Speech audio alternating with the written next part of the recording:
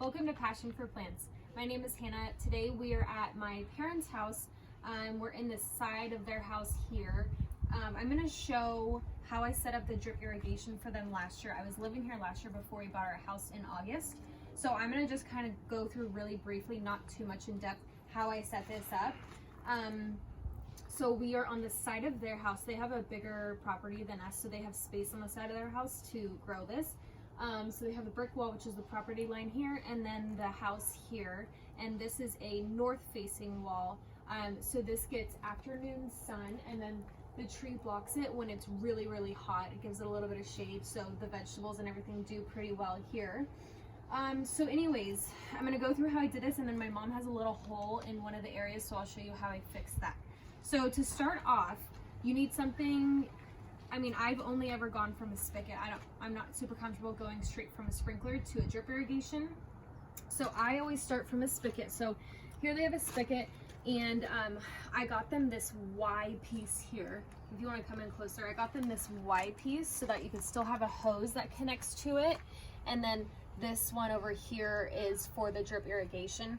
So this here is actually a little timer. So if you come in close, you can see that this sets it up so it runs your water, so it can set the run time for 2, 5, 10, 15, 30, an hour, 2 hours, 3 hours, and then you can set an interval like 6 hours, every 12 hours, 24, whatever it is. So you can set it up to go on without anything like that. It's battery operated. So I have this one at my house too. It's really handy. Then you get a fitting. This is where it kind of gets confusing. You get a fitting that has a screw on side that fits into black poly tubing. This is 1/4 inch or 1/2 inch black poly tubing, which has no holes in it, nothing like that. It's just a straight tube. Sometimes they have ones that are that have drip emitters already like installed in it. That's the brown ones, and those can be every 12 to 18 inches. But this one here, I just kind of wanted to customize where the drip emitters are and how much water was coming out of those. So anyways, so you connect the poly tubing to this with the little connector. So then what we did is we trenched the tubing under the ground here and under this piece of wood here, so it's out of the way. It's kind of clears the pathway. So it comes up here, and then I just figured, so I put a T here. So what you do is you basically, I'll show you this later, but you shove it on here, and then you put the two pieces in, which creates a T so that it's going out this way. And so I did that in a number of areas. So like here's a T because I had some potted plants that went over there, and then I went back, you know, so you can have different emitters everywhere.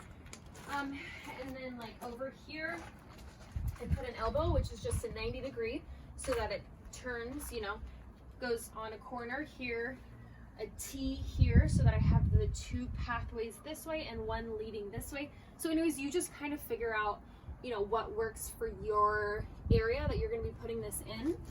And then these are here from when I had plants growing in these spots.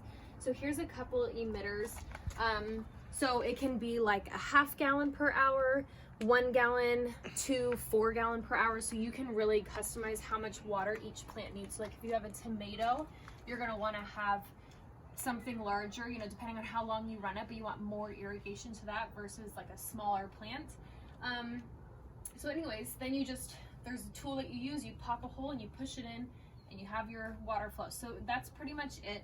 I'll probably do another video with a little bit more in depth on that, but my mom called me and said she was kind of tilling this up, and she actually put a little hole, a little kink in it.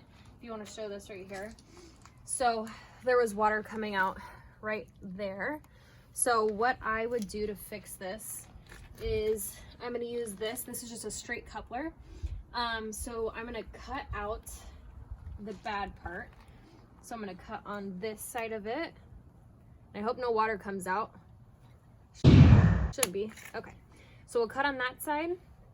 If you can see, here's the bad piece right here. And then I'll cut on the other side of it. Maybe give it a little bit more space for the coupler. So we'll cut that out. And then what you got to do is get this, and you basically have to use all your strength to get this on because it's pretty hard. But you got to just wiggle it on here till you get it. So I'll make sure that's secure later on. Then you will do the same thing over here and just push it on really hard. I'll probably have Alex do this because this is just kind of a pain in the butt. But either you get the picture. So this would be pushed in here, and then that would basically connect the two where it had water coming out, and this is what fixes it. So it's kind of confusing at first, but once you get it down, it's really nice because you don't want overhead water for most of your vegetables. I don't want it on my flowers because we have such hard water that it leaves like the hard water spots. So I really love drip irrigation. Okay, Alex just finished putting this on here because he's so much stronger than me. So I'm just gonna turn this on really quick so that you can see. So basically you would turn this over here to, it says manual right there, M-A-N. Then I'll just turn to any number, whatever it is. Then you just click on, the red light will go. So the water's coming out here, going under. And you can see this has been fixed. There's no water coming out here. And then here is how it comes out. So it's just really slow. And it's really good for any of the plants. They like this slower, deeper water instead of just a bunch of sprinkler water overhead. So this is basically how it looks, and it's pretty easy once you get the hang of it. So thank you guys for watching. See you in the next one. Bye.